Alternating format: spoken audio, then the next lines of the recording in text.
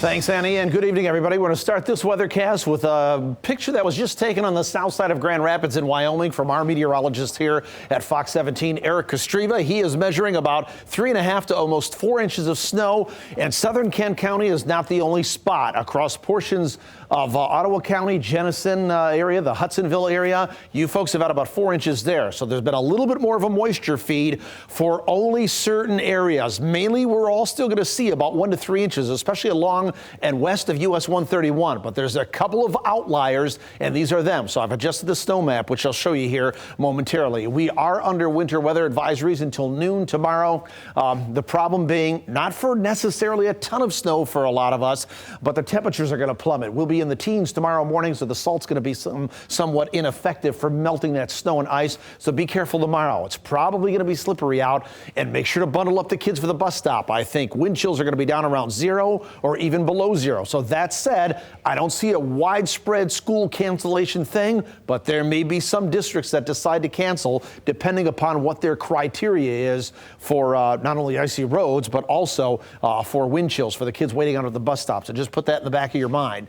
You can see there's snow that's concentrated from Grand Rapids all the way down to I-94 and south of there. It's more broken up across our northern counties. We pull out to the wide perspective. The snow that's coming down at a pretty good clip, about a ½ inch per hour, is down across our southern counties. You could see those darker blue bands that have set up there. It's not as bad, not as heavy, not as consistent across our northern counties. This is just associated with the cold front and that moisture feed off Lake Michigan. The Arctic air hasn't even arrived yet. That's going to start up some lake effect snow showers, but I think that'll be limited because of a couple of mitigating factors, not the least of which is going to be some dry air that's punching in. So it's going to hold those totals down at bay, except, with the exception of the lake effect component. That's just not going to give us too much from that part of it. We're in the mid to upper 20s to around the 30-degree mark, so the Arctic air has not come in yet. You could clearly see what's waiting off in the northwest wings here. That's what's going to be blasting in here overnight. Look at these temperatures. Single digits and teens. That's what's coming in here later on tonight and tomorrow morning. Let's take a look at future temperatures. 6 a.m. tomorrow morning, the bigger, whiter numbers, the actual air temperature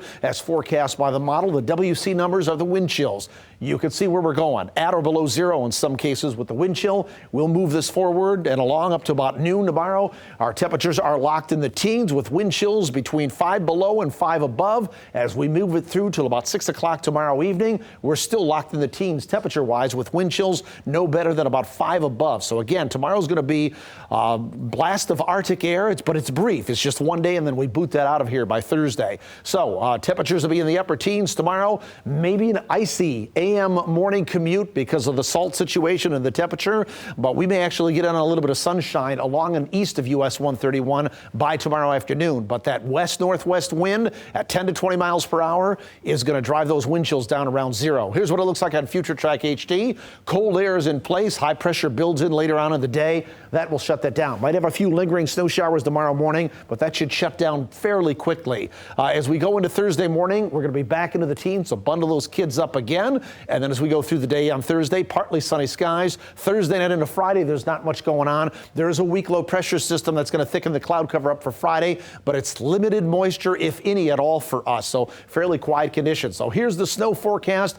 Most of us along and west of US 131 get in on about 1 to 3 inches, but based on reports and some of the overperformance I've seen and the moisture feed off Lake Michigan, portions of Ottawa County, southern Kent County, and maybe northern Allegan County are already sitting around 3.5 to 4 inches. So we're going to boost this up to about 3 to 5 total there. The other blue about 1 to 3. And then if you're further in the gray area, you're talking about an inch or less. So there is an improvement in sight. We're in the mid 30s by Thursday with partly sunny skies, 38 on Friday, and then we're 40 degrees or better with quiet conditions for Saturday, Sunday, Monday. Next week, Tuesday is Christmas Eve. I don't see much, if anything, on the horizon after this system. So it looks like a green Christmas for us. Hopefully, you're looking forward to that. We have more online at fox17online.com, guys.